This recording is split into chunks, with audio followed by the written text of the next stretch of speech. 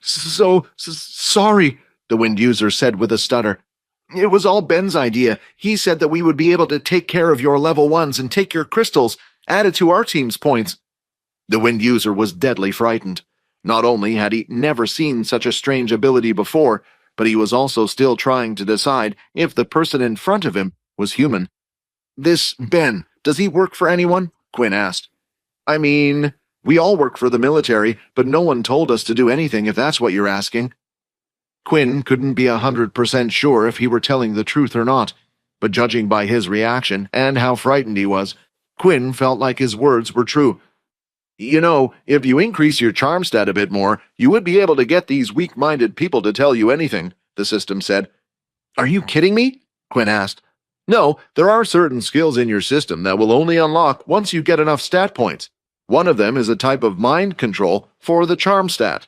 It's quite handy if their mind is weak. You can replace their memories, get them to spill the beans, or even if it was high, you could even get the person to kill themselves. Of course, that would only be for the very top of vampire classes. Do you know how many points in charm I need to unlock this skill? Quinn asked. 10 points are needed for the influence skill.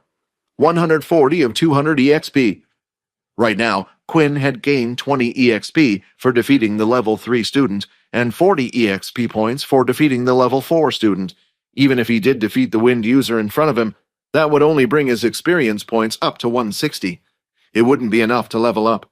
The reason why Quinn was so adamant about unlocking this skill after hearing about it from the system was because he didn't know what to do. The 3 users here were from the same school as him, and they had seen his ability. It would have been fine if it was just the shadow ability, but they had also seen his blood abilities as well and his incredible healing. If he could, he wanted to avoid killing his fellow students, but it was something that would have had to be done. Just then, from the corner of his eye, Quinn saw something forming from the ground. The sharp object shot out like a bullet, and Quinn managed to move his head and dodge at the last second. Suddenly, heavy breathing sounds could be heard. When Quinn looked at the wind user in the shadow wall, he could see that an earth spike had impaled right through the wind user's neck. More spikes started to appear from the floor, and when Quinn looked ahead, he could see that the earth user had regained consciousness and was barely standing on his feet with his hand held out. Die, you bastard! He shouted. Thinking about the spike, Quinn felt like he had just avoided death. You just tried to kill me, Quinn shouted, when I was just thinking about sparing your lives. Humans are truly disgusting, Quinn thought. In a fit of anger, Quinn sent out blood swipe after blood swipe. The earth user tried to raise a wall between them, but the wall was far too weak. The second the blood swipes made an impact, the wall was smashed, and the blood strikes continued to hit the user. Quinn continued to fire out blood swipes until a message had appeared. A level 4 human has been killed. 80 EXP gained. At that moment, Quinn stopped. 210 of 200 EXP. Congratulations, you are now level 12. 28 of 65 HP. 2 free stat points have been added. 10 of 400 EXP. Quinn wasn't thinking correctly and purely attacked out of anger. The fact that someone had almost killed him, he just reacted, and what happened was not part of his plan. But just like when he looked at Ian's dead body, Quinn felt nothing looking at the Earth user's body, lying there lifeless in the corner. Then, from the back of the shadow void, he could hear a groan. Please, save me! It was coming from the wind user, who still had the earth spike lodged in his throat. The color on his face was now turning pale. If Quinn were a healer, then perhaps he would have been able to have done something. Walking over to the wind user, Quinn looked at him. Your friend did this to you. No, you did this to yourself when you tried attacking me. I will put you out of your pain. Casting his blood swipe from above and at a close range, he managed to cleanly cut off the wind user's head, and now he was no longer in pain. Level 3 user killed, 60 EXP gained, 70 of 400 EXP. So I do get more EXP for killing them. Looking at the bloody mess instead of feeling sick like a regular person, his stomach started to growl. Your hunger grows. During the fight, he had used up a lot of blood and had been stabbed several times, and right now the sweat smell coming off his body was only getting stronger. But his mind felt conflicted. I guess I'm no longer human. 65 of 65 HP. Blood type O has been consumed. 1 free stat point has been added. Before doing anything else, Quinn checked if the free stat point could be put into his charm skill, and just like he thought, it could. He then went on to the next body, the Earth user, and had done the same. After getting everything he needed, he could finally increase his charm points to 10. Charm points 10. New skill, Influence has been unlocked. Depending on the user's charm points and the mental strength of the opponent, the user can influence the person or creature to do their bidding. This includes things such as memory loss, information extraction, and so on. Must make direct eye contact with the target. Looking at the bow user on the ground, Quinn was tempted to just end his life there and get the experience points. However, he felt like he really would have lost a grip on himself if he did. In the end, he decided to try out his new powers, and if it didn't work, he would have to go through with it anyway. Lifting the user off the ground, Quinn slapped him across the face a few times until the man eventually woke up. As soon as his eyes opened, Quinn activated his new skill. Skill Influence activated. Skill successful. Around the user's eyes, a small red circle could now be seen, and his body went slightly stiff. "What do I do now?" Quinn asked. "Just say whatever you want, and it will happen. If you ask him a question, his brain will process the information and answer. If you tell him to forget something, he'll forget it. You can even replace the memory, but that's a little risky, to be honest, and doesn't work well if he gets pulled in for questioning." Quinn did as the system said and gave out his instructions. "I want you to forget everything that happened today. You never saw me, and you never met me. You just came out to hunt some beasts, and I want you to go back to sleep." The color around the man's eyes returned to normal, and he quickly went back to sleep as Quinn had ordered. Quinn then tried to cancel the shadow ability, and slowly from above, the shadow started to shrink and disappear. The shadow started to slowly clear and shrink back until it all went right underneath Quinn's feet. "You are being hit by direct sunlight. Your stats have been reduced by 70%. Immediately he felt sluggish, and his head started to hurt. Once his MC points had returned, he was sure to use Shadow Cloak to cover himself and get out of the sun. Then, just as Quinn was getting ready to set off, he spotted black smoke off in the distance. "Isn't that next to where Peter was?" Vorden and the others started to make their way through the dry, harsh desert. Eventually, after walking through the desert, they could finally see the small well area in sight. "That's where Quinn said to meet them, right?" Layla asked. "Yeah, they said they would be here." But just then, Vorden stopped and looked down at the ground. Rubble from one of the buildings could be seen everywhere, but what shocked him the most was Peter. He was crawling across the ground towards them. His legs had been hurt, and possibly a few of his ribs broken. The only thing he was using was his forearms to crawl along the floor towards them. "Peter, what happened?" Layla asked as she came rushing over and knelt by his side. "I have to," Peter mumbled. "I have to get back those crystals. Otherwise those guys will hate me. I can't live anymore," Peter said. "Peter, you've done enough," Vorden said, as he knelt and placed his hands on his shoulders. Peter was half-conscious the whole time, yet there was one thing in his mind keeping him going forward. He had dealt with the gruesome pain of being tortured, but he couldn't deal with everyone hating him. He looked up and could see Vorden bent over in front of him. Immediately, tears started to run down his face. "I'm sorry, Vorden," Peter cried. "They took the crystals. I tried to stop them, I promise." "I know you did," Vorden replied. At that moment, all the energy had left Peter's body, and he had completely collapsed and passed out on the floor. "What do you think happened to him?" Layla asked. Aaron had ignored Peter for the most part and went straight for the bag past him. It was laid on top of the rubble. "It's gone," Aaron said. "They took our crystals." "Well, I guess it was pretty clear what happened then," Vorden said. "Wait a minute, what about Quinn? I don't see him anywhere," Layla said. "Well, it's not like we can ask Peter what happened," Aaron replied. "They probably took him away too." Although it was possible, the other two doubted it. Out of the bag, Aaron had pulled out a little first aid box. It looked to be made of metal like a small briefcase, and had a small standard red cross on it. Then she placed it on the ground and pressed the red cross. The little suitcase started to transform into what looked like a little droid. "How can I be of assistance?" the droid asked. "Student Peter Chuck over there. Administer whatever you can to make him feel better." The little robot then scouted off and started to scan the area until it had eventually found Peter injured on the ground. "Will he be okay after this?" Layla asked. "He should be. That robot can deal with some pretty serious injuries. It's like having a personal doctor with you," Aaron replied. "As long as he isn't near death, he should be fine. But I do have to warn you guys, we only have one of those things." "I'm surprised you let Peter use it then," said Layla. Aaron didn't want to use such a precious item on Peter. But after hearing the words of the others and seeing Peter in pain like that, it made her realize that perhaps the others weren't exaggerating about the mistreatments of others. Just then, Vorden spotted the sign of black smoke off in the distance. "Do you think that's them?" "Probably one of them using their abilities," said Vorden. "It doesn't look too far away, and we can get our crystals back." "But what about Quinn?" Layla replied. "Why don't we split up?" Vorden suggested. "We can't just leave Peter out here. I'll stay with him in case anything happens. When he's all healed up, we'll go looking for Quinn.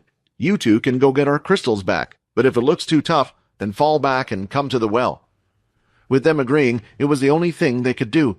Vorden stayed with Peter while the two girls headed off to the area of black smoke. On Earth, on one of the very few pieces of land that still existed, was a reasonably large tower that had been built. The tower was so large and grand in size that if someone was to stand at the top of it, they could reach the clouds. This sole tower's purpose was to monitor the activity of each of the planets on the other side of the portals. It needed a strange source of power, that only Eno knew of. It was the same source of power used to power the portals. But today, unlike any other day, red alarm bells were ringing inside. The people were rushing all over the place. In a single room, they had about 200 employees all looking at a computer screen of their own. "Sir, it looks like there's been a breach on one of the green portal planets," one of the men at the computer said. Standing at the back of the room was a man who looked to be in his 50s. Although he was not one to seem intimidating just from looking at him, when he spoke, his words gave a certain feeling of trust. "Bring up the information on the big screen in front of you," he ordered. They did as asked, and managed to pull up a small video. It was of a black flying object that had entered the planet's atmosphere. It looked to be slightly injured even before arriving on the planet. "There are meant to be no Dalki in this area. This is near the start of the solar. The Dalki's planets were mostly at the back." The Dalki and humans shared the planets in this specific solar system. Although not at war with each other currently, the two were in a race with each other to see who could conquer more planets. "Send a message out to Dalki Station. Ask them if it's from any of their known battalions, and tell them we'll get rid of it at all costs." "Yes, sir." "Also inform the military base, which is in charge of the planet, to send someone to deal with this immediately." "Will do, sir." Out in the desert, the black smoke was now rising into the air more ferocious than ever. It looked like a signal was being cast, and could probably now be seen for miles out in all directions. Although Ben had told his friend to go ahead and run away, they both stood there.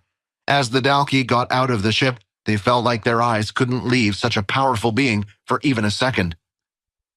As Ben looked at the Dalki, he noticed that it had a single spike coming from the back of its spine. This was good news, as they had learnt the fewer spikes they had meant, the weaker they were.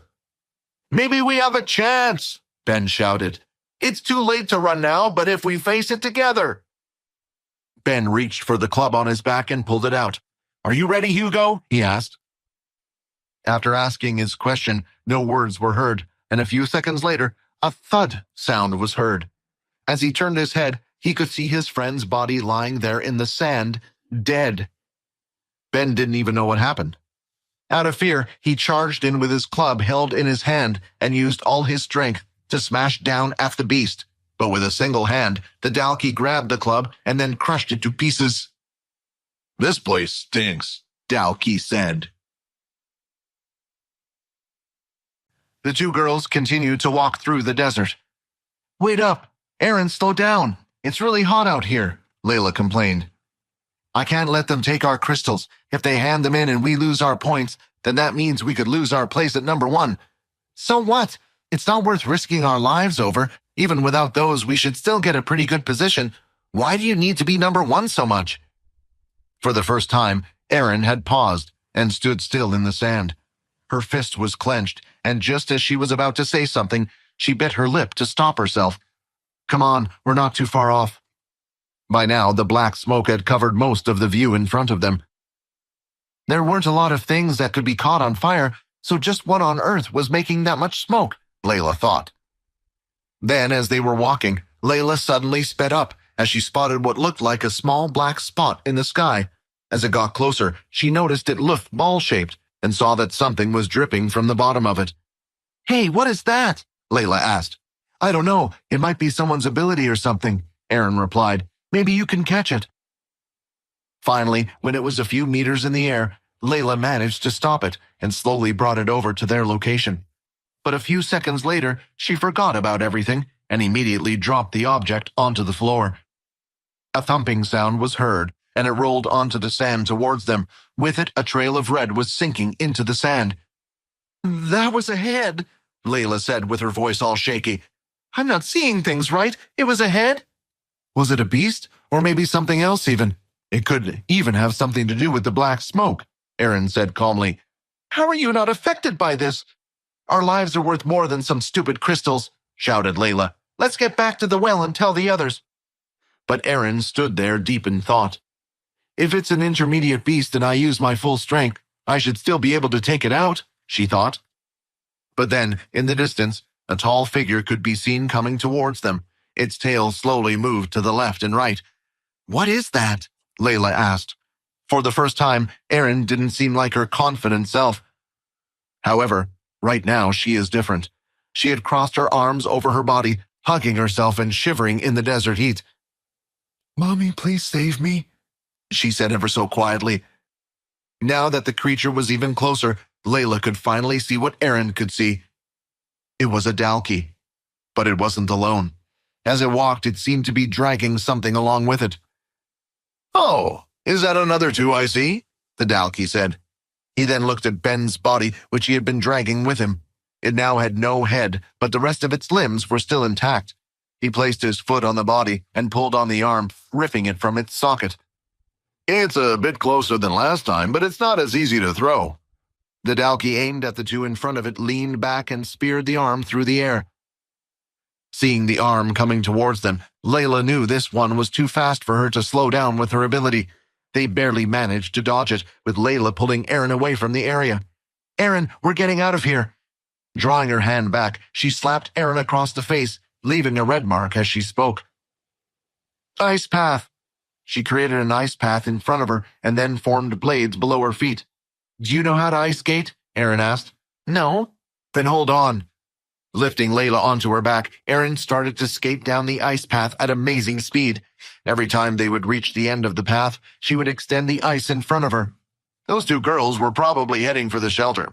If so, it would be bad news if they warned everyone before I got there. I guess I better stop them.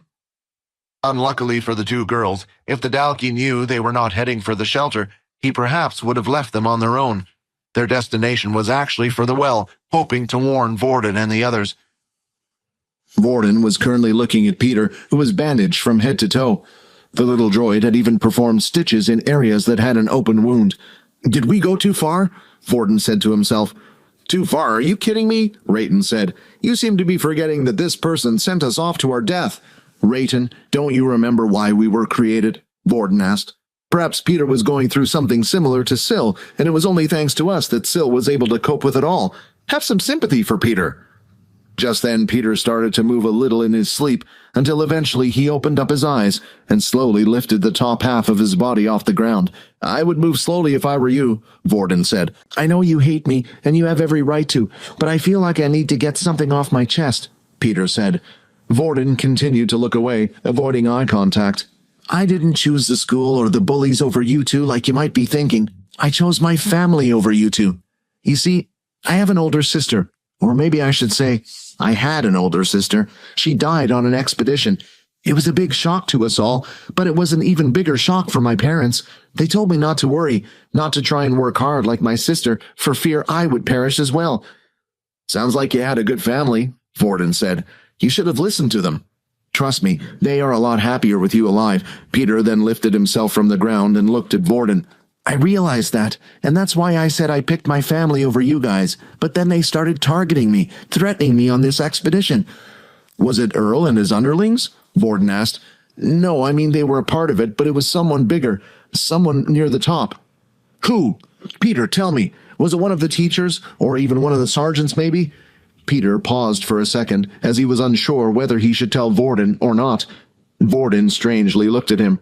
This made Peter feel scared and made him start to talk. It was... Before Peter could answer, "Vorden! Peter! Quinn!" Layla shouted at the top of her lungs. The two of them immediately headed outside and could see Layla being carried by Aaron, who ice-skated through the desert. "Are you okay?" Layla asked Aaron. "I just used up all my power.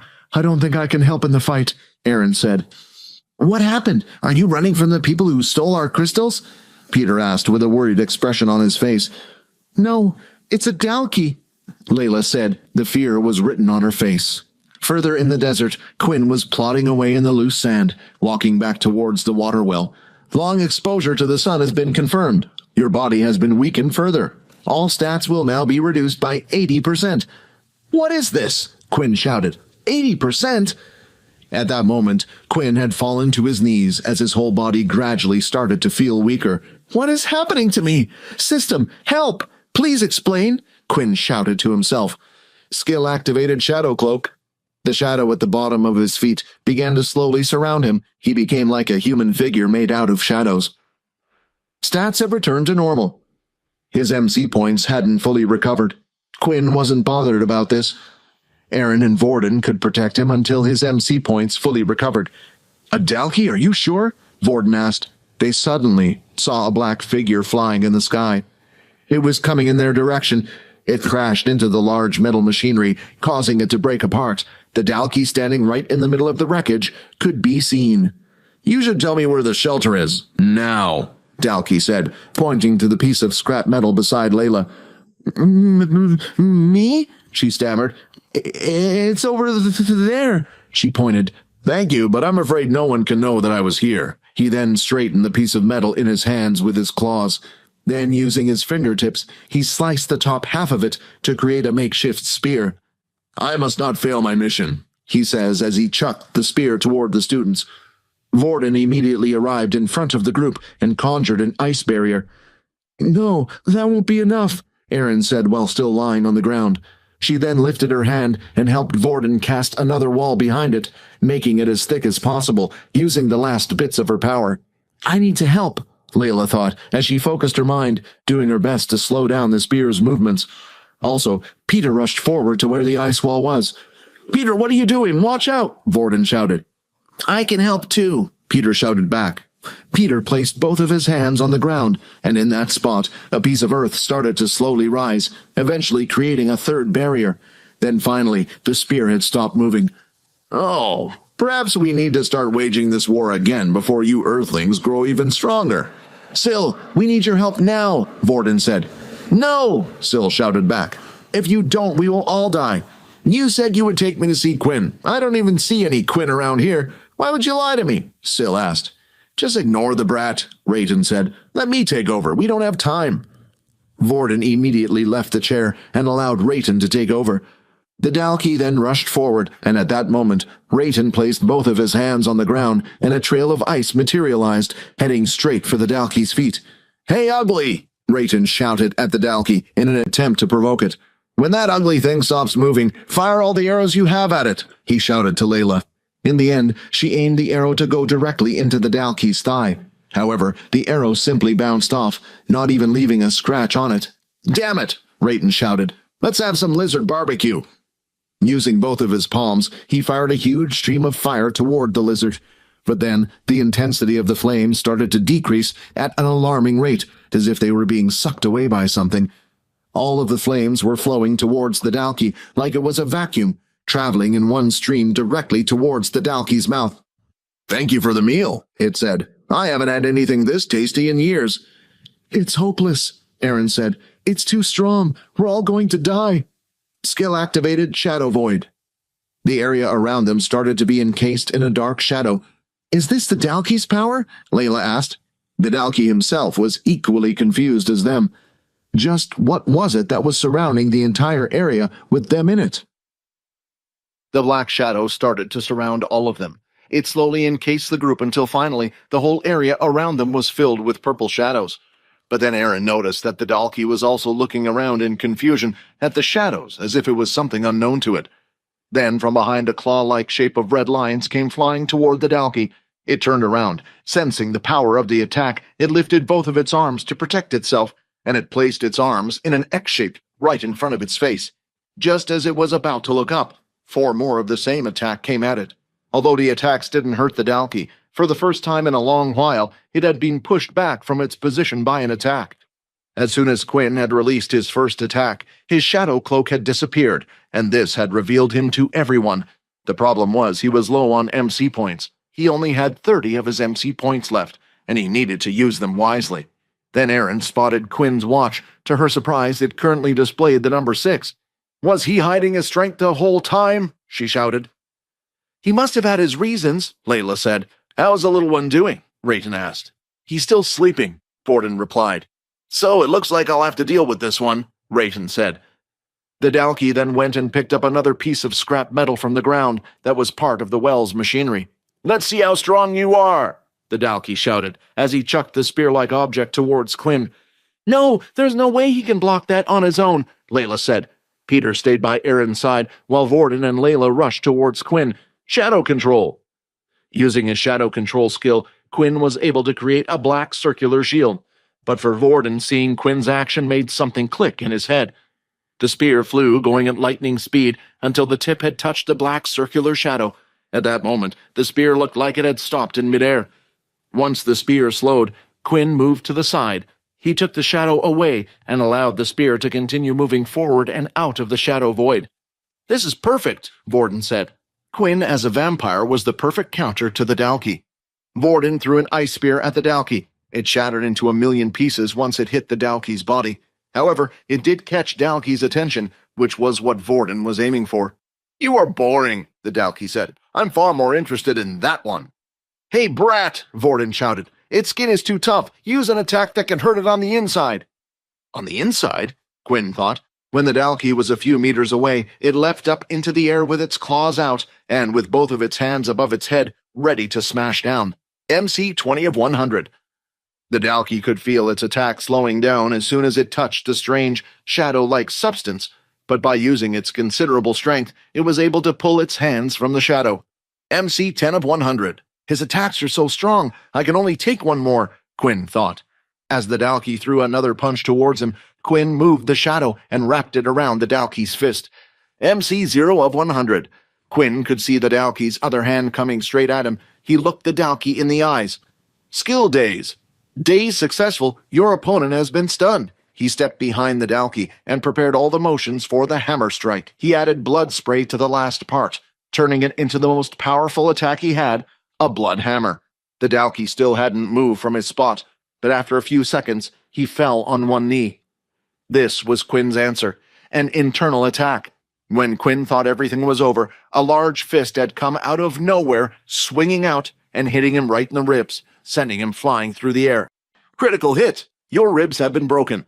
The Dalki stood up from the ground and smiled, wiping away the green blood from its mouth. I'm not done with you yet, boy. As Quinn hit the building, his body crashed through the wall, and he fell to the floor. Now that was impressive, the Dalki said with a smile on his face. Did you know the more a Dalki gets hurt, the stronger they get? When the Dalki tried to take another step forward, it felt something akin to a force field that was pulling him back and slowing him down. Syl had taken over. Are you trying to take Quinn away from me? He yelled. You Earthlings are nothing like we were told, and you're not even adults, you're just students, the Dalki said. The whole situation was filling the battle-crazy Dalki with happiness.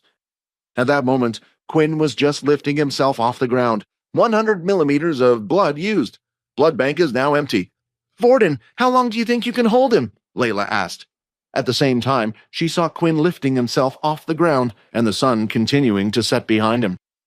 Even if it turns to night, how is Quinn going to be able to fight such a thing? It's just too strong, Layla thought. Then she seemed to recall something Quinn had told her in the past, that he seemed to get stronger with each person's blood he drank. The next thing Layla did, she grabbed one of the arrows from her quiver and used the tip to make a small cut on the palm of Erin's hands. Then, using the bowl of ice, she allowed the blood to drip into it.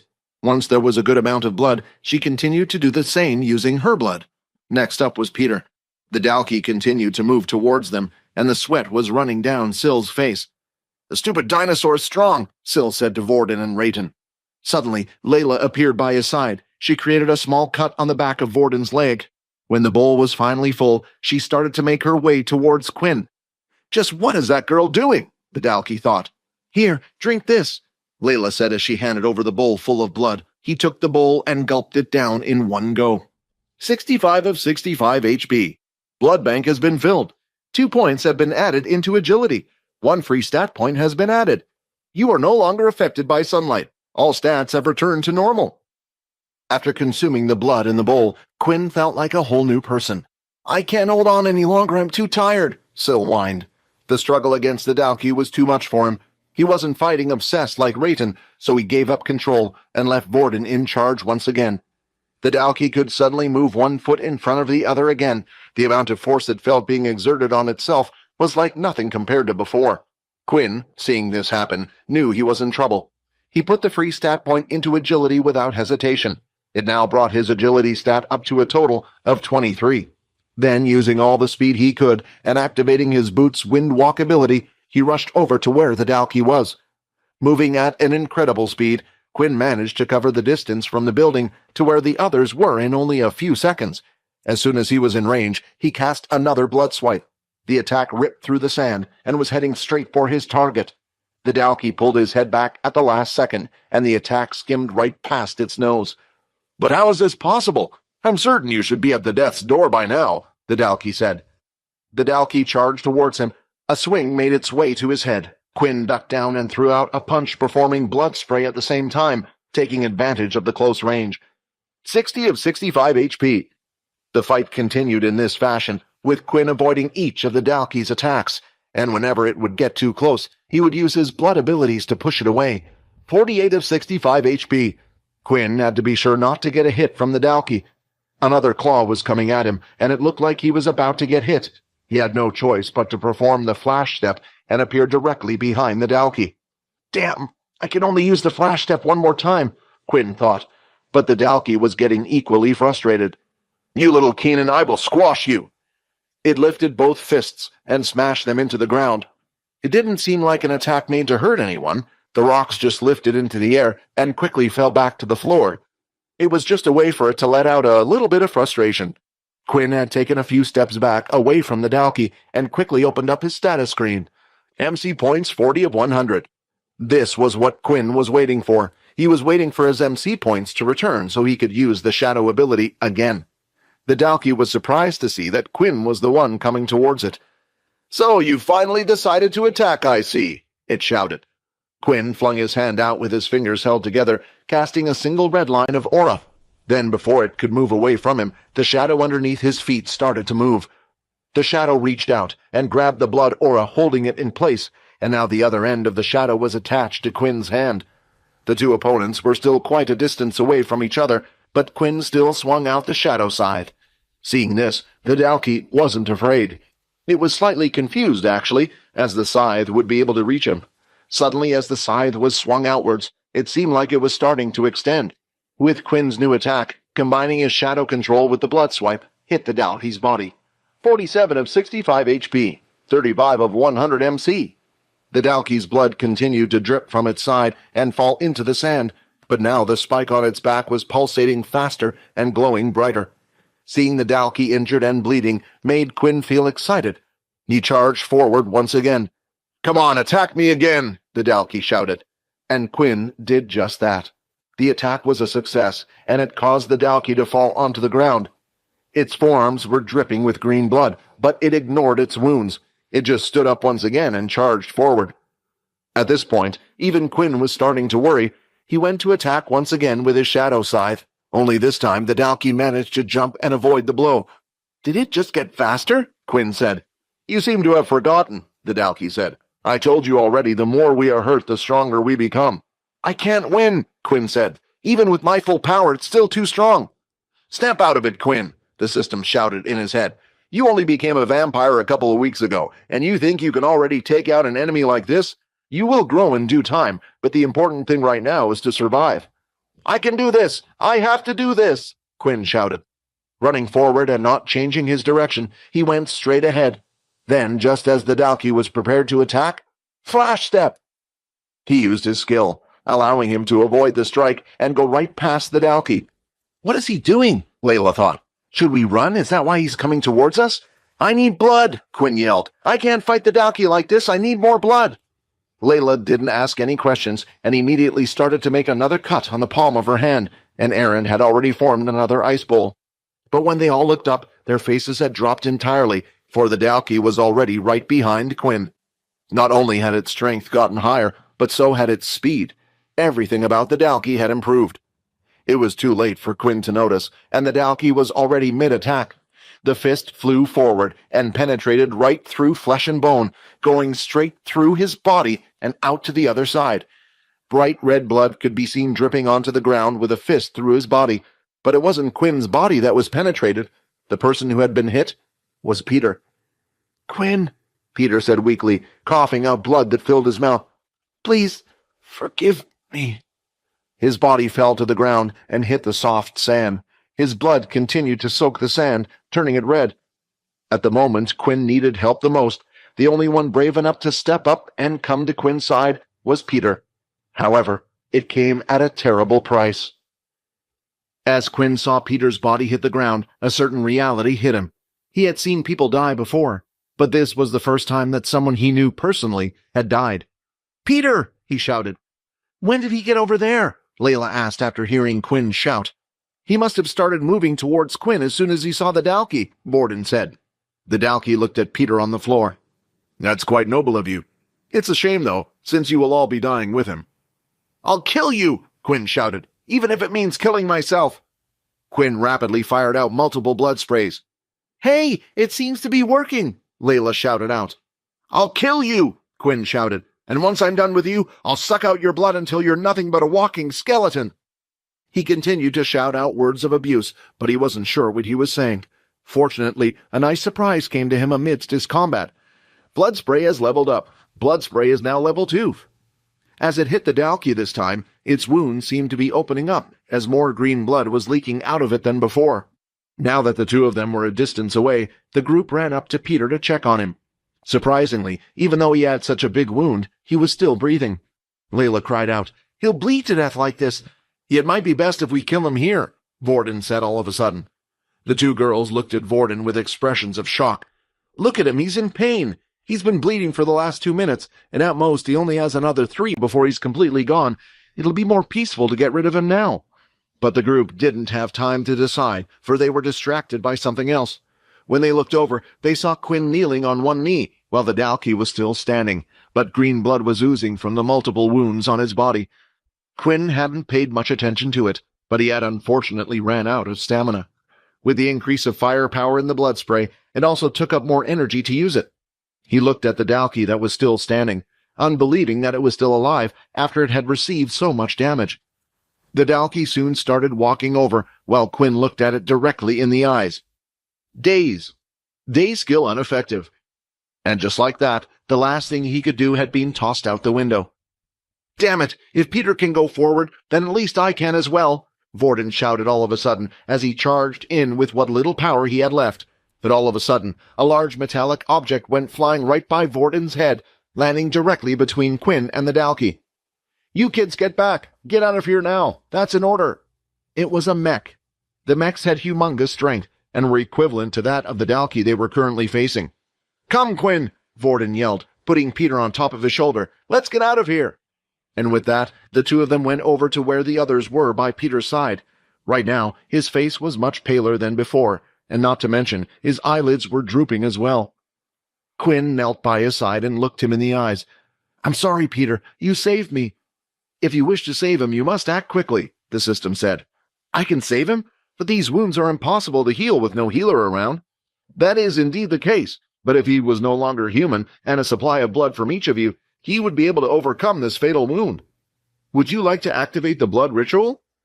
The system had given him an option at the most crucial time, whether to make Peter into a blooded one or not. Surely becoming a vampire was better than dying, right? "I'll do it," Quinn said. "Quinn, what's up with your eyes?" Layla asked. Quinn didn't know it himself, but as soon as he had accepted to activate the skill of his blood ritual, his eyes started to glow. Right after, he started to follow the instructions one by one. Please proceed by inserting the host's blood into the mouth of the target. Then, using one of the tips of Layla's arrow, he inflicted a cut on his hand, creating a brand new wound. He held his hand just above Peter's mouth, who was now barely breathing, and allowed for the blood to drip in. Peter's eyes then opened wide, and now he had red rings around his eyes. Quinn, this isn't enough. The transformation has only just begun, but he now needs the blood of the others to live, the system shouted. Guys, please, I need you all to do the same, Quinn asked. Just then, Peter's body started shaking uncontrollably. Quinn quickly grabbed both of his hands. Someone hold his mouth open, Quinn shouted. Vorden quickly moved to the top of Peter's head and held his mouth open wide. The others did as instructed, and each one squeezed out the blood from the previous wound they had made before, reopening them. Finally, a result. The wound around Peter's stomach started to heal as his cells slowly patched them together. It was at a speed unseen unless one was using a healing ability. What magic is this? Aaron said out loud. Peter started to struggle less and less until he eventually calmed down and his eyes were finally closed. Is he still alive? Layla asked. At that moment, Quinn received another message. The ritual was a success. The human has successfully been blooded 1/2. A vampire ghoul has been created. A new family has been created. What would you like to name your family? Now that you have turned someone, he falls under your ranks. He has your blood, so he is part of your family. Every vampire that turns someone has the responsibility to look after their family, the system explained. Right now, Quinn could only think of one thing. Although he had gotten stronger thanks to the ability, he now relied on one thing: blood. Without it, he didn't know how he would survive. Family name the Cursed. This was how Quinn felt at this moment in time. Just then, a loud crash was heard. As the group turned their head, they could see a Dalkey on top of one of the mechs, ripping off one of its arms. Well, well, looks like we lucked out and it's only a single spike. A voice was heard from behind the group of students, and when they turned to look, they could see Leo standing there. But right now, he had a light set of black and red beast gear on, and his chest had the design of a Japanese demon, an Oni with horns. There will be no need to call the others, or use my soul weapon for something like this. At the second military base inside one of the schools, another meeting was taking place. There's been a report of a Dalkey ship crash landing on the planet Callity, Nathan reported. The tower made communications with the Dalkey, and of course, they said it was a member who had gone rogue. Before Nathan could even finish his sentence, Leo stood up from his seat and bowed down in front of Nathan. Please allow me to go. Those students are too young to experience something like this, especially on their first outing. They must be protected. As long as the Dalkey had no more than 3 spikes, then Nathan was confident in him. Faye, Haley, I want 2 of you on standby just outside the portal for their return. If any backup is needed, then you go straight through. Haley, heal anyone who needs immediate medical attention. It seems like Dell's class is having it tough this year, Haley said. I couldn't agree more. It's almost as if bad luck has been following them around wherever they go, Faye replied. Leo was eventually ready, unhesitatingly entering the portal soon after. The shelter had responded to the emergency response and had closed all shelter gates. 2 mechs had been sent out to look for the Dalkey, with both of them arriving at the crash sites. But once the mechs had discovered their location, they were able to tell Leo exactly where they were. Men, fall back, Leo shouted. The 2 guys in the mechs did as ordered. Another one, the Dalkey said as he saw Leo walking towards him with his hand on his sheath.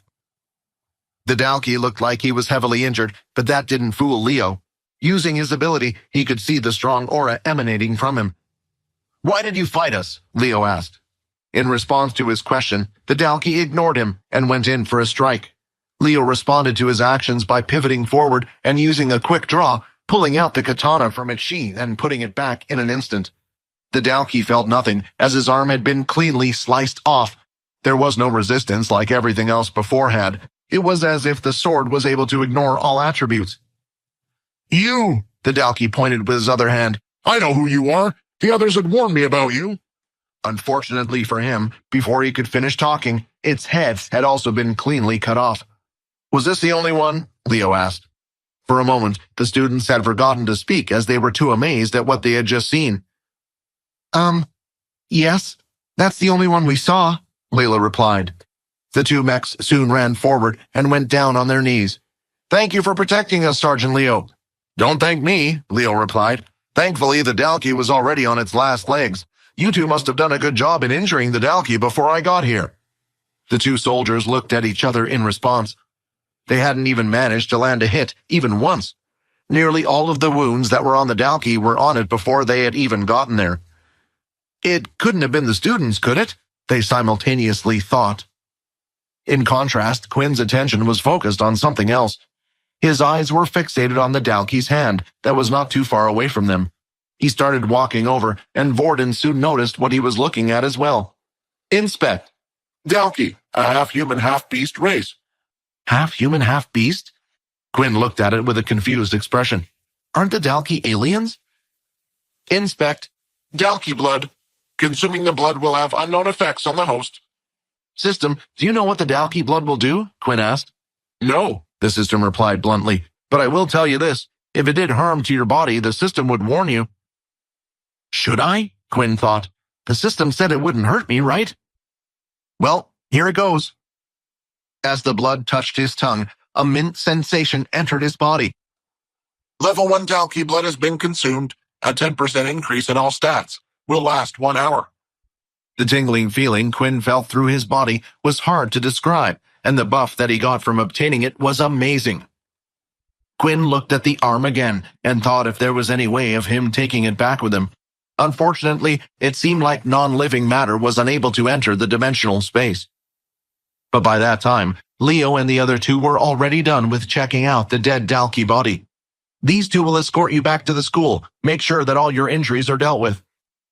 As the others walked off with the soldiers, Leo grabbed onto Quinn's wrist.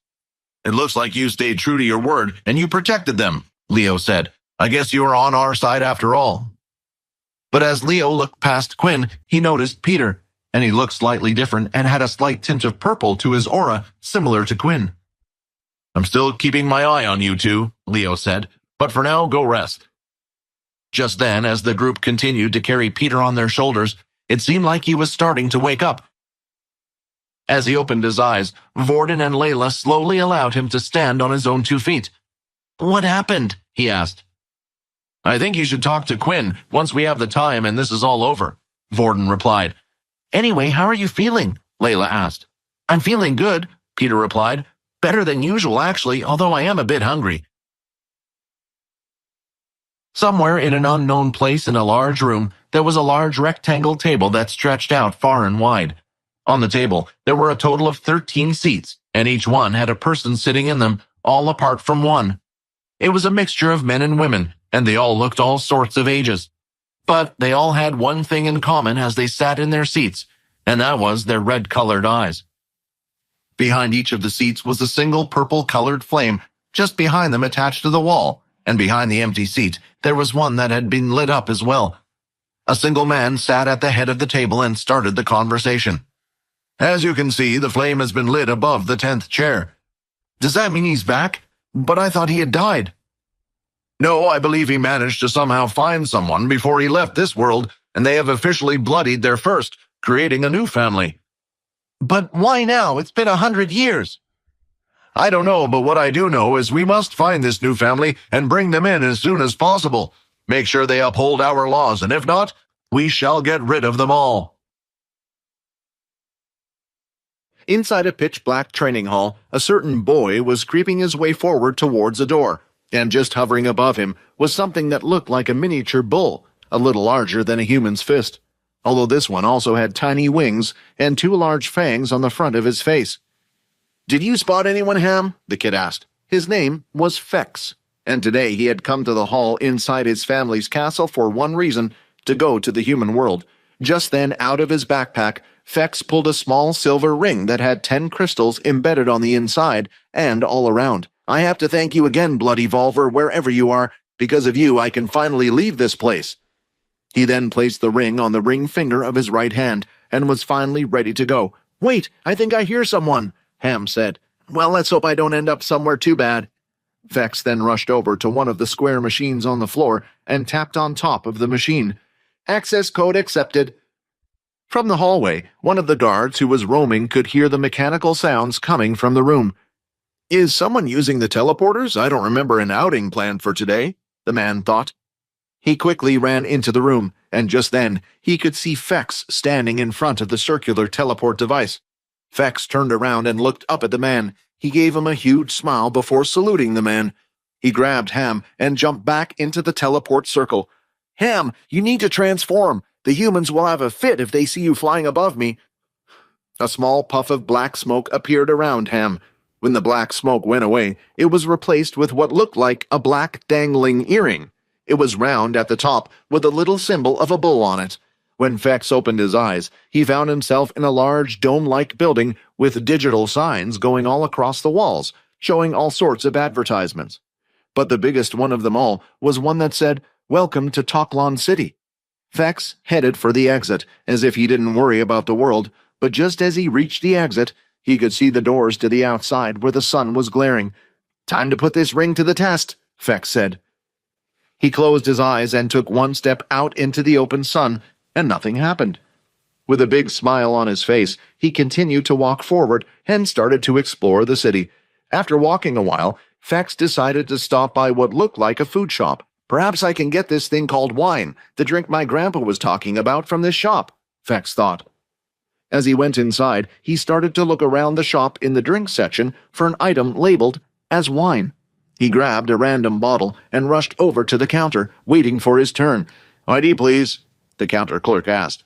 "ID?" Fex was confused. Unknown to him, every citizen of Earth was required to carry around an ID. "How old are you, kid?" 16. "Can I not purchase this drink, then? I have the money," Fex said, with an innocent smile on his face. "No, of course you can." Then, as Fex had left the shop, the clerk immediately opened up his screen and dialed the number 111. "Hello, I'd like to report someone on Bader Street. Yeah, it looks like a student who is committing draft evasion. Black hair, gelled back, with an earring. He didn't seem to have an ID on him either." Walking down the street with his backpack in his hand, Fex was smiling broadly. Of course, it had been many years since his grandpa had visited Earth, but the one thing he would never stop talking about was this drink called wine. This was why Fex put it at the top of his to-do list when he would finally visit Earth. "You're being followed, you know," Ham said. "Yeah, I can tell," Fex replied. "Did the family find us already?" Ham asked. "No, they don't smell like vampires. Most likely they are humans. But why are they following us?" Fex said. Although Fex didn't pay much attention during his lessons, there was one law that was hammered into his head. Never, under any circumstance, reveal yourself to humans. If they found out what you are, you had only two options: bring them back with you to turn them into a blooded, or kill them. Fex decided to turn around a corner into a dark alleyway to confront the humans following him. "I know you're following me," Fex said. The two men stepped towards Fex. "Fire when you're ready," the first man said. "Looks like I might have to fight my way out of this one," Fex thought. He took a step forward, and a small, sharp pain was felt in the side of his neck. "What the—" As he looked to the side, he noticed that something that looked like a dart had been shot into his neck.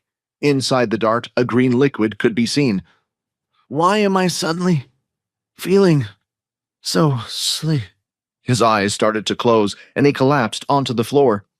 Back at the castle, a certain man was sitting in a large, throne-like chair. This man was Fex's father, Lee Sanguinus.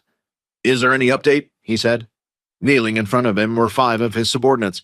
"Unfortunately, it seems like the humans have managed to get to him before we could, sir," one of the subordinates said. Lee said, "The silly boy never paid any attention to his classes, yet he always listened to my father's crazy stories.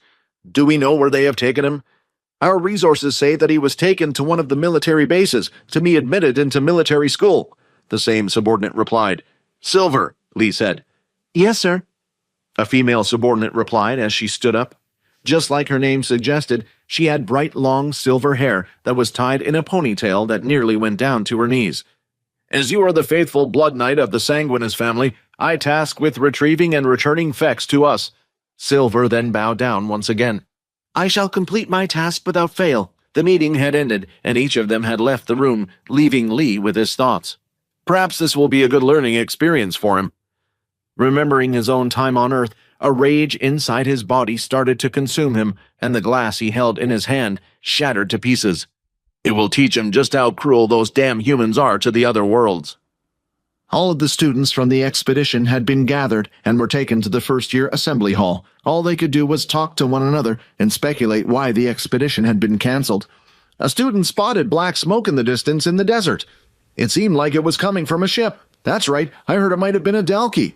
All Faye could do was clench her fist. The report had stated that they had found both Hugo's and Ben's bodies out in the desert. They were able to confirm they had died from the Dalkey. However, the other 3 in their group were never found. "Attention!" Faye shouted. The students immediately got in line and saluted her. Then a holographic screen appeared behind them.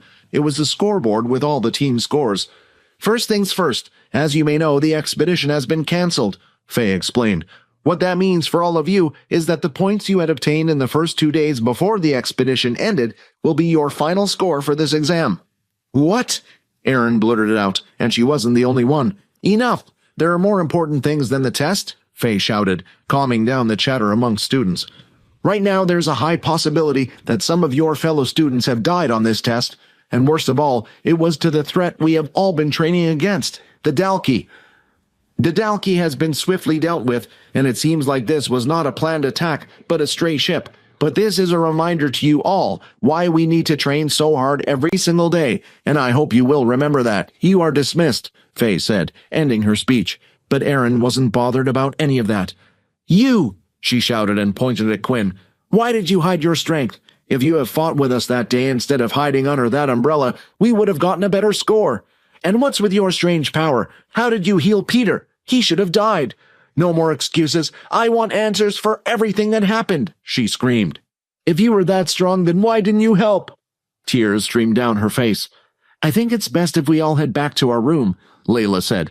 "We can explain everything there, and I'm sure Peter has a lot of questions of his own." While the first-year students were being informed of what happened, the 3 generals were having a meeting of their own. Nathan, the head of the first years, Duke, the head of the second years, and the last general, Mike, who was head of communications. "I wonder how many of your students would have died on that expedition if it wasn't for that Sergeant Leo of yours," Duke said. "I doubt you even have the strength to take on a Dalkey yourself." "Are you upset because you can't bribe him to come over to your side with one of those Earth ability books of yours?" Nathan replied. "It's a pity that your tactics of recruiting only work on those weak-minded fools." But then the one person who could calm them down entered the room. The door swung wide open, and a middle-aged man wearing a business suit came walking in. "We welcome the head general," they all said at once. The head general proceeded to sit down in his seat as he brought up an initial report for all 3 of them to see. "We all know these odd attacks have been happening on our beast planets for a while. Every single time an attack takes place, they seem to be getting closer and closer to our starting planet." "Do you think they're aiming for the city station?" Mike asked. "For now, I believe these solo Dalkey are just sent as scouts. They have no clue how strong we have become in this time frame, and they have no clue what security measures we have, but I fear this may mean that the war will be starting again soon. In a couple of weeks, we have a visit from Mr. True Dream, which means I will need you to prepare some students for him." The 3 generals gave awkward glances at each other as they heard this piece of news. "Duke, I expect you to do well like you always have," the head general said. It was already night, but there was still some time left for the group to talk before their curfew would start. Therefore, they all decided to head to the boys' room to discuss what on earth had happened during the fight with the Dalkey. The 3 boys promptly sat on Vorden's bed, while the 2 girls sat on Quinn's. "I suppose I should be the one who starts explaining first," Quinn said while standing up. He moved towards the center of the 2 groups. "Recently, as you may all know, Vorden and I have entered the Red Portal planet. While we were there, I discovered a strange ability book, one that allowed me to control shadows. It was a strange book because it disappeared the moment I learned the ability." Quinn then tapped the surface of his wristwatch 3 times. The number suddenly changed from a 1 to a 6. When he tapped it another 3 times, it changed back to 1 again. "I knew it," Aaron said. "But why did you have to hide it from us?" At that point, Quinn took a deep breath. "That's because I have an even bigger secret that I was hiding. I'm a vampire," Quinn said, looking at Aaron and Peter with a nervous look on his face. "So, this is what you guys came up with to try to give an excuse why Quinn didn't use his powers?" she said. "Well, I'm not buying it. I don't believe that a human that needs blood to survive exists. If there were such creatures as vampires, why haven't they revealed themselves to the world already?" Aaron then went towards the door, pulling it open before saying her final words. "You guys disappoint me. I was starting to think that we were a team, not a bunch of liars." With that, she closed the door behind her and stormed off. "Do you think she'll tell anyone?" Quinn asked. Are you kidding? With a reaction like that? Vorden replied. She didn't even believe it herself. Well, how did we expect her to react? Oh, it's okay. You can have my blood anytime. She's not Layla, for goodness sake. I'll go up and check on her, just to make sure she doesn't tell anyone. I'll give you an update about it tomorrow, Quinn. Although Aaron didn't seem to believe it, Peter, for some reason, did. He didn't know how to explain it, but ever since he had left, his body felt different. There was some sort of connection that he felt between Quinn and him. The last thing that convinced him was the fact that he wasn't dead. Quinn, does it mean that I'm a vampire now too? Peter asked. Just what was a vampire ghoul? Quinn thought. I'm afraid it isn't good news, the system said. Out of all the possibilities he could have turned into, this was the outcome I was hoping for the least. The system's words didn't give Quinn great hope, and what he was about to hear lessened his optimism even further. Anyway, let me try to explain everything I know, Quinn said as he grabbed the pencils and wrote a pros and cons list right next to Peter's name. Are you ready? The system asked. While the system explained the difference between a vampire and a vampire ghoul, Quinn would write it down on a piece of paper while explaining it out loud to the others. Why don't we start with the positives? The system said. First, unlike a vampire, a ghoul is not affected by sunlight. The system continued, and so did Quinn. Ghouls are stronger, faster, and can see better than a human, but their main strength is their incredible healing abilities. They are even more impressive than yours, Quinn. Broken bones, chunks of flesh will be instantly healed on the spot, Vorden said. Peter, this means we can just say you have a self-healing ability. There are a few of them out there, although we will have to keep it a secret from the school, since they all think you have an earth ability. Now the next bit of information is more for you, Quinn, the system said. Ghouls are most loyal to their maker. The main reason for this is because your blood resides inside their body. Unfortunately, what this means is you will need to supply Peter with your blood, otherwise his body will start to deteriorate and eventually will cease to exist. As long as he gets a supply of your blood, then he will live on forever by your side. What do you mean by loyal? Quinn asked. Similar to how your charm skills work, whatever you command, Peter will feel like he has no choice but to obey, although this does depend on the amount of your blood that remains inside his body. The longer he goes without a new dose of blood, the less inclined he will be to follow your orders. What about human blood? Will I need to drink that? Peter asked as he gulped, feeling a strange new hunger in his stomach. No, there is no need to drink human blood, Quinn replied. Actually, unlike me who gets stronger from human blood, it will not affect you. Now, time for the cons, the system said. Hearing these words made Quinn's hand shake a little, and the others could see this as he was getting ready to write down what the system was telling him. First off, the ability for Peter to eat regular food has completely disappeared. If he eats regular food, he will immediately throw it back up. Then does he just have to live off my blood then? Quinn asked the system. No, the blood is a rare thing and will hardly be needed. I would more often feed Peter just to keep him loyal to you, but still, a ghoul needs a food source, the system replied. A ghoul needs to feed on human flesh. The pencil in Quinn's hand had dropped onto the table and rolled onto the floor. Peter, you're not feeling hungry by any chance, are you? Quinn asked. I'm feeling a bit peckish. I haven't eaten since this morning after all, Peter replied honestly. Peter, maybe it's best if you sit down for this, Quinn said. What? Why? Peter looked at him, fidgeting. You're making me even more scared. Just sit down, Quinn said. But as he said these words, his eyes started to glow a little. Peter didn't know why, but he felt like he needed to complete the task immediately. After sitting on the bed, Quinn was trying to find the best way to put the bad news into words. I can see this is troublesome, so let me give you a solution for now, the system said. As a temporary measure, he might be able to last a few days on raw animal meat, but sooner or later you will have to grab him human flesh. He looked Peter in the eyes and finally found the courage to tell him, Being a ghoul means you can no longer eat regular food. You're going to have to eat raw meat from now on. Just then, Vorden and Quinn decided to head to the nearby convenience store to grab some things as a test, while they asked Peter to stay in the room. Once again, although Peter was scared and wanted to come with them, a certain feeling was passing from Quinn and on to Peter, making him feel like he had to obey. As the two of them walked to the convenience store, Quinn was awfully quiet, which made Vorden suspicious that Quinn was holding something else back. Go on, tell me then, Vorden said. You could have gone to the shop on your own, but you wanted me to come along. It's about Peter, Quinn said quietly. I didn't tell Peter everything. Being a ghoul doesn't mean he has to eat raw meat. He needs to eat raw human meat. Raw animal meat will only work for a short time.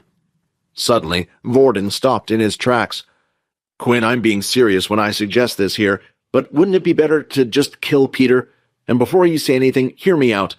He's not the type of guy who can handle this, and if he gets caught, then don't think he won't give you in. He won't. He can't, Quinn replied. How can you be so sure? Vorden asked, a bit surprised by Quinn's sudden answer. It was hard for Quinn to explain, but he could feel the connection between the two of them now. Essentially, Peter's whole existence now depended on him, and as long as Quinn asked for it, Peter would do it.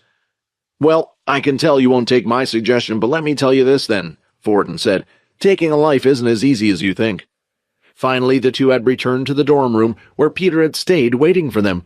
He was in the same spot as when the two had left him.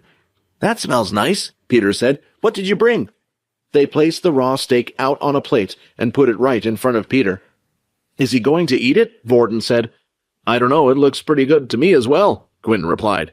I can't tell if you're trying to be funny or what, man, Vorden said, with a disgusted look on his face.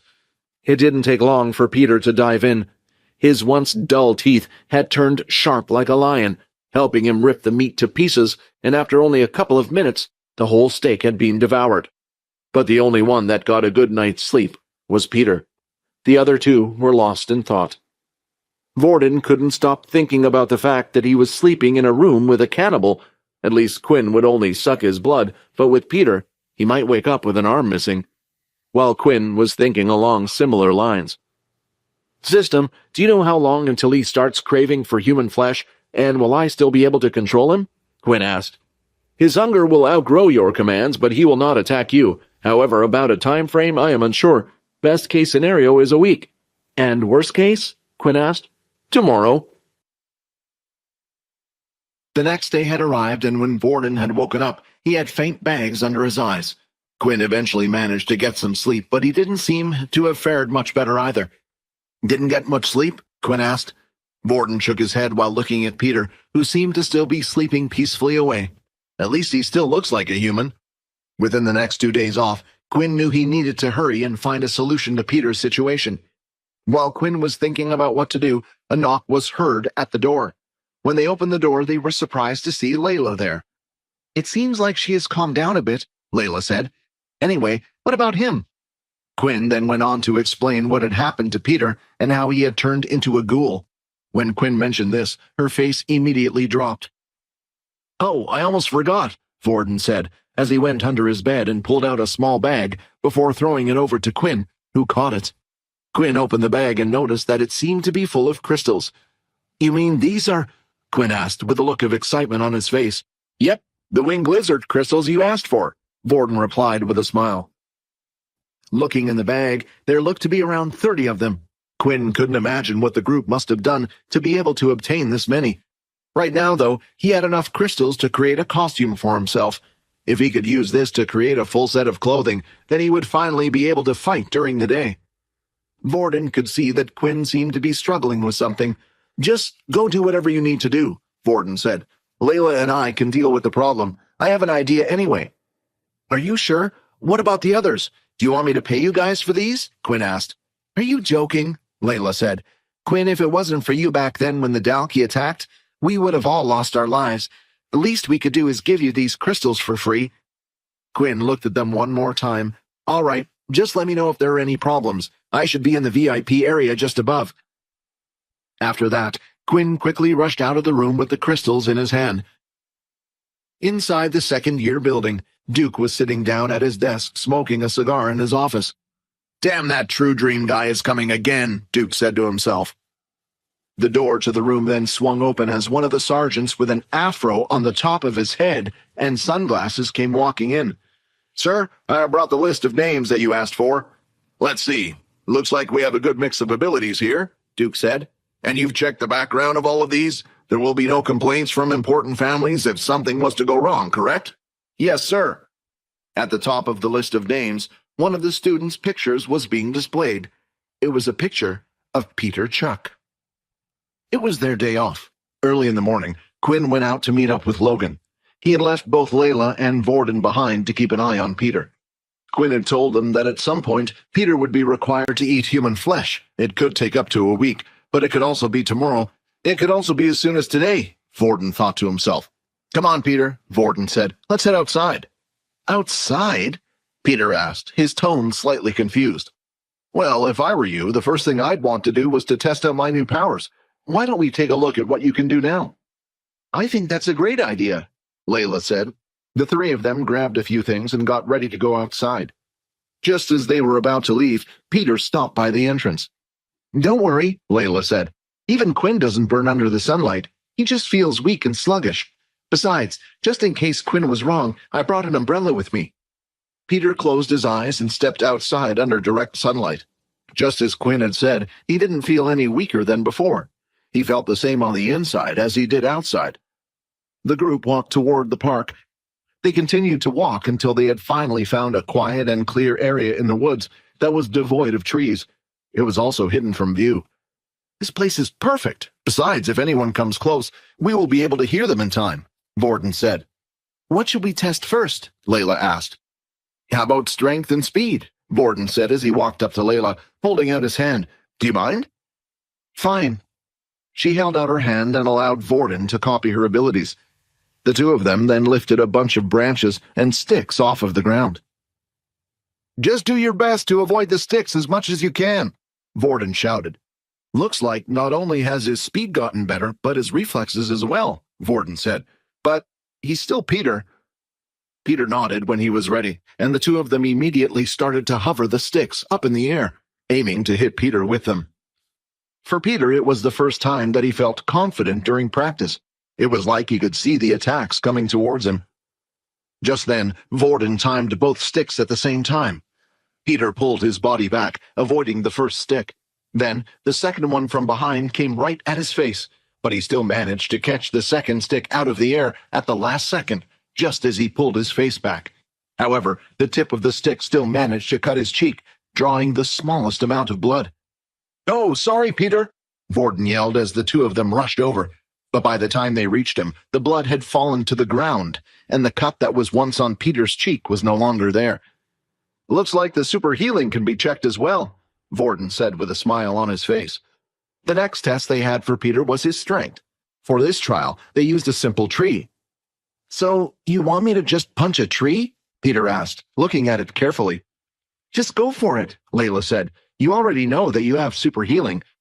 "But that doesn't mean I don't feel any pain," Peter said. But he was also curious to see how much stronger he had gotten. He readied himself and looked at the tree, then pulling back his fist, he swung it outward. As he hit the tree, he had done so at an odd angle, causing his wrist to bend on impact. He screamed out in pain. When they looked at the tree, there was a large dent that had been made. "Well, we know you have abnormal strength, that's for sure, but I think there's a clear difference between you and Quinn," Layla said. "What do you mean?" Peter asked. "Well, let's say if Quinn was to do the same thing. Even if he didn't punch the tree dead on, his wrist probably would have been fine. I think that's because his body is stronger than that of a regular human," Layla explained. "While yours, although you have super strength, your body is still just like ours, made of regular bones and flesh. If you attack at full power, you will probably end up hurting yourself." As soon as Layla had finished explaining, the wristwatch on Peter's arm lit up. When he looked at it, he could see a voice message that had been left. "This is General Duke. Peter Chuck, you are required to come to my office in the second-year building immediately. I have some important things to discuss with you." As soon as Vorden heard the message, there was no longer any need for him to ask Peter who was behind everything. He had already figured it out. Why else would the head of the second year have anything to do with the first year? The problem now was, how could he go up against a general of a military base?